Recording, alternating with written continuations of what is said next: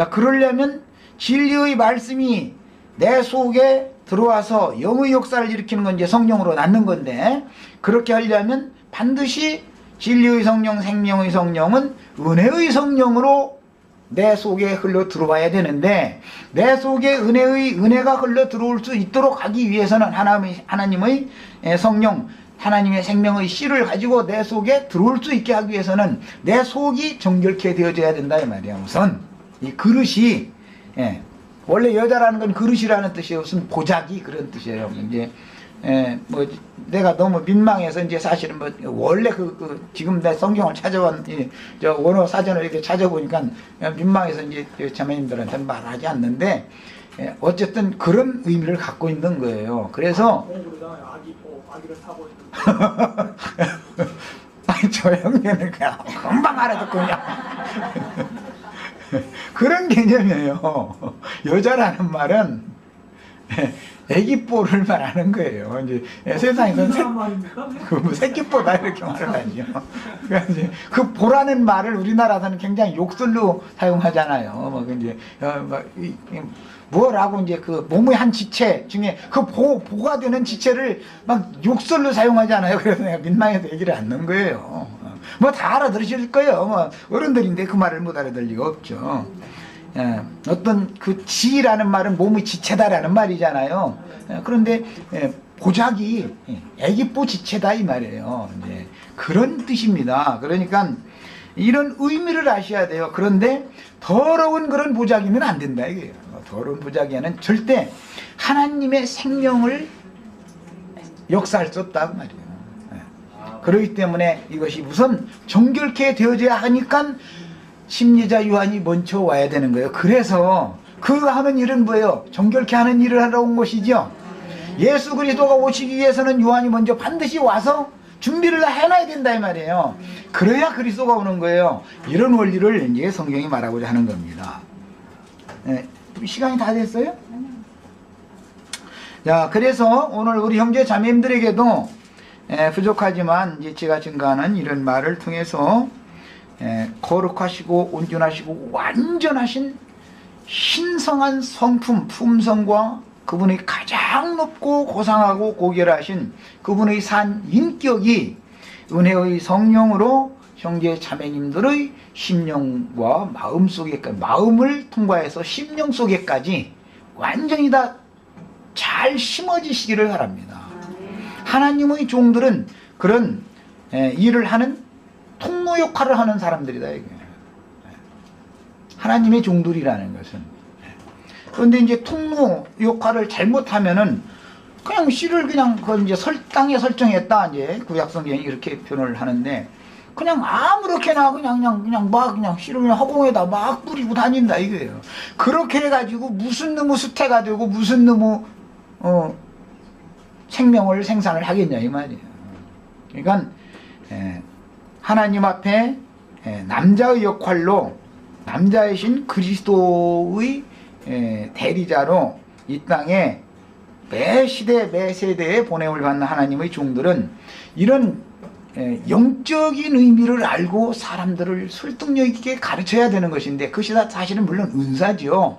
그런데 그런 것에 대해서는 관심이 없고 무슨 학문적으로 무슨 막 교리적으로 이런 걸 자꾸 주입을 시켜놓다 보니까는 실제로 말을 꼭 해줘야 되는 근원적인 신앙의 본질, 근원에 관한 것을 가르치기가 어려워졌다 이거예요. 자꾸 앞에서 모든 것을 그냥 물을 흐려놔 버렸기 때문에 이것이 너무너무 비밀스러운 겁니다.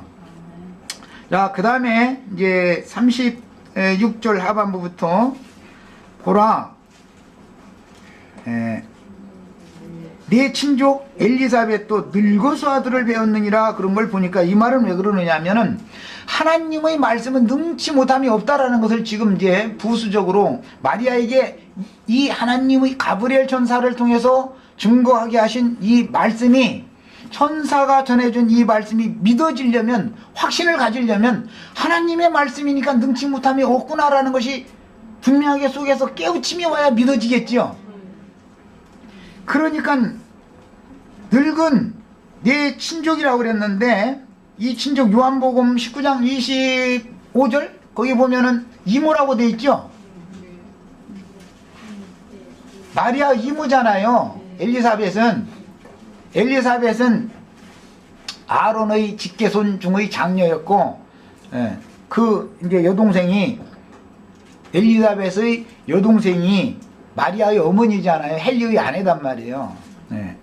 그러니까 이제 이런 것도 이제 다음에 이제 그것은 이제 3장, 누가 보면 3장 할 때 이제 자세히 이제 그것은 그때 가서 또 이제 세밀하게 이제 성경 근거를 대서 설명을 하겠지만은, 이처럼 성경이라는 것은 모두 다 얼기설기 이렇게 엮어놓고 있는 거예요.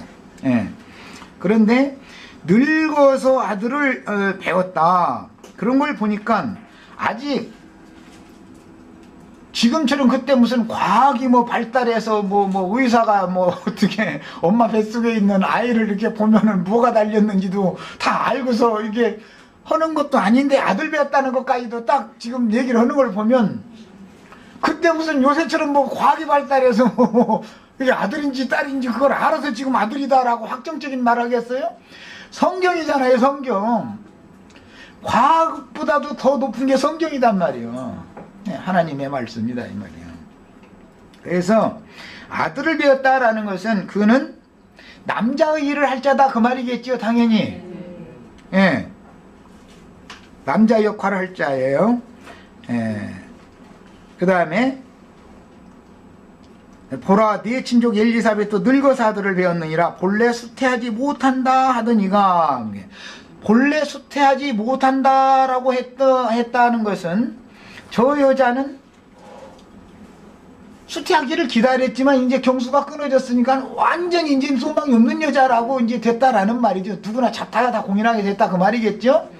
이것은 지난 시간에도 제가 말씀을 드렸지만, 사가랴나 엘리자벳은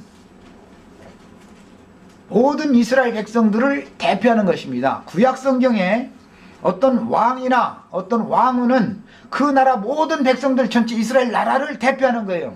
어떤 제사장이나 제사장의 아내는 그 나라 그때 당시의 이스라엘 나라 전체를 대표하는 거예요. 어떤 선지자나 선지자의 아내는 이스라엘 나라 전체를 대표하는 거예요. 성경이 늘 이처럼 대표성을 갖습니다. 그건 구약 성경에서 다 읽어보셔서 아실 거예요. 왕이 왕권을 빼앗기고 왕후가 외적의 침입을 받아서 결박당해가지고 외국으로 끌려갔다. 가령 이제 구약 역사에 그런 말이 나오면 그것은 이스라엘 백성들이 외국으로 끌려간 것이니까 영적으로 이제 해석을 하자면 구속받은 하나님의 백성들이지만 이 세상신 마귀에게 포로로 사로잡혀갔다. 죄에게 사로잡혀갔다. 죄에게 끌려갔다. 그런 말이단 말이야. 이런 것을 의미하는 겁니다. 뭐 선지자가 가령 호세아 선지자가 음란한 여자인 고멜을 아내로 취했다. 그러면 이스라엘 나라 전체를 대표하는 것이고, 고멜이라고 하는 음란한 여자는 이스라엘 백성들 하나님의 말씀을 들어도 거짓 선지자들의 말을 또 가서 듣고 거짓 선지자들의 말 듣는 것이 더 기뻐한다 그 말이에요. 이렇게 상징하는 거예요, 성경이라는 것은 모두. 그리고 이제 대표성을 갖는 거예요. 그런데 지금 6달이 되었다고 그랬고, 6달은 5달 동안 숨어 지내던 기간이 지난 그 다음 달을 말하는 거예요. 이제 그래서 예수 그리스도와 요한 사이의 그 출생 주기를 6달로 이렇게 차별을 둔 것은, 이것은 다니엘 9장의 70일의 이상에서 이제 더 앞에 나가면 뭐 나를 해코지한 사람은 뭐 벌을 77배로 받는다고 그랬죠. 라메기기 한 말이죠. 거기서부터 쭉 나오는 이야기인데, 마지막 한 일회 중에 전반부의 3년 반이라고 하는 6달이 있고, 후반부의 3년 반이라고 하는 6달이라는 것이 꼬리꼬리를 이렇게 연결을 하게 되는데, 이제 그것과 관련이 있습니다. 이것은 다음 시간에, 지금 시간이 됐기 때문에 잠깐 쉬었다가 다음 시간에 또 말씀을 좀 더 추가하도록 하겠습니다. 자, 잠깐 쉬었다가 합니다.